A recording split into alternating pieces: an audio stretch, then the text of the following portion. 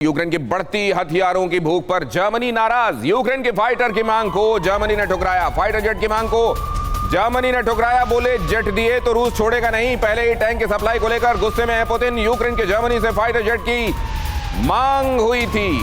Germany ने एक बात और कही कि अजीब वॉर बिडिंग है। अभी टैंक देने की बात खत्म भी नहीं हुई और फाइटर जेट्स की बात शुरू हो गई।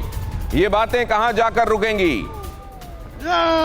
पुतिन के गुस्से को लेकर और गुस्से का खुद आने वाले दिनों में वो शिकार बन सकते हैं, ये बात खुलकर तो नहीं कही गई, लेकिन असल में यही एक डर है जर्मनी को। और इसीलिए जर्मनी ये कह रहा है कि ये वॉर बिडिंग कब रुकेगी। टैंक की बात खत्म नहीं हुई और अब बात हो रही फाइटर जेट्स की। जरा देखिए, ओलाफ शोल्ज की तरफ से ये स्टेटमेंट आना अपने आप में बहुत महत्वपूर्ण है। क्या कहा है ओलाफ शोल्ज ने? ये खामोशी, अब ये देखिए खामोशी टूटी है ओलाफ शोल्ज की। और उन्होंने क्या कहा? यूक्रेन को फाइटर देना युद्ध को और भड़काने जैसा होगा। ये जूस और आइसक्रीम शॉप चलाते हैं और हर महीने 3 लाख तक कमाते हैं। आपको शुरू करना है, इनसे सीखना है, तो फ्रीडम ऐप को अभी डाउनलोड कीजिए।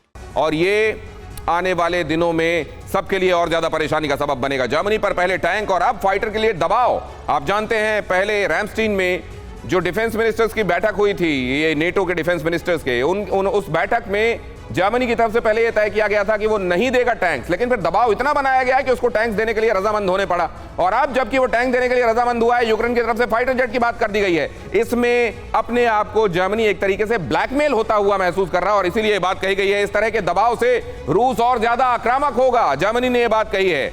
अब ओलाफ शोल्ज की तरफ से ये जो बातें कही गई हैं, इनके पीछे अगर आप चीजें पढ़ने की कोशिश करें, वजह पढ़ने की कोशिश करें, बयान की वजह क्या?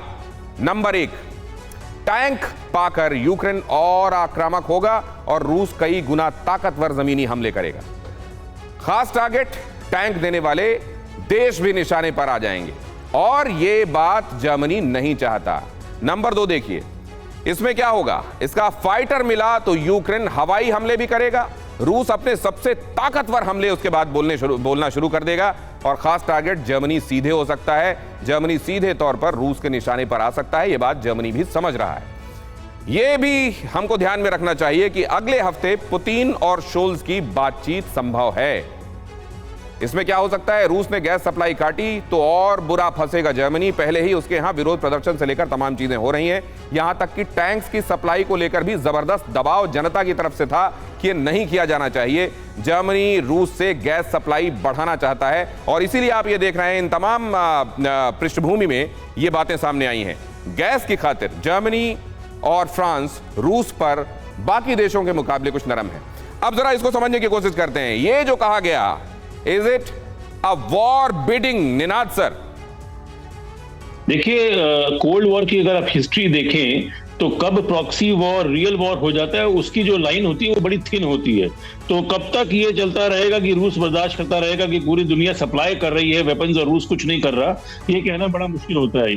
या तो वेस्ट ये सोच रहे हैं कि रूस के पास ऑप्शन नहीं है कि वो नहीं कर सकता, और या वेस्ट ये सोच रहे, जैसे जर्मनी सोच रही है, फ्रांस सोच रही है कि अचानक अगर आगे की एनर्जी लाइन बंद कर दी तो कितना ज्यादा तकलीफ होगी।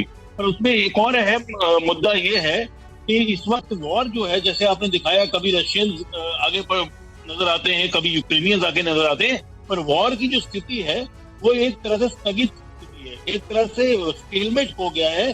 जहाँ पिछले 2 महीने से अगर आप जमीनी तौर से देखें तो ज्यादा गेन ना यूक्रेन कर पाया है ना रशिया कर पाया, एक तरह से स्टेटस को बन गया है। तो उस संदर्भ में ये जो फॉरेन के वेपन्स हैं वो मोबिलिटी देंगे यूक्रेन को, और मोबिलिटी से कहीं से कोई फ्लैंक खुल सकता है, जिससे इस वॉर की जो स्थगित वॉर है उसमें कोई फर्क आ सकता है जो रशिया नहीं चाहेगा। तो मेरे को लगता है कि रशिया का रिस्पॉन्स अनप्रिडिक्टेबल है और वो एक बहुत बड़ा फैक्टर। ये जूस और आइसक्रीम शॉप चलाते हैं और हर महीने 3 लाख तक कमाते हैं। आपको शुरू करना है, इनसे सीखना है, तो फ्रीडम ऐप को अभी डाउनलोड कीजिए।